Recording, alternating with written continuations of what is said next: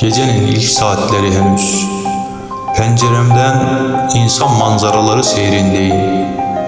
Kar taneleri piyano tuşları üzerinde gezinen usul bir aşk ezgisi gibi narince süzülüyordu. Bir kadın kar tanelerinden hafif adımlarla kınalı keklik zerafetiyle geçiyordu. Gözlerimin dinmeyen buğusu gibi yıllardır silinmeyen penceremin önünden.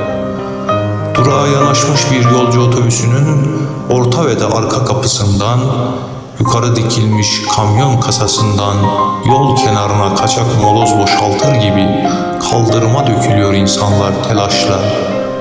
Ve sen üşümüş ürkek bir ceylan gibi geçtin gözümün önünden.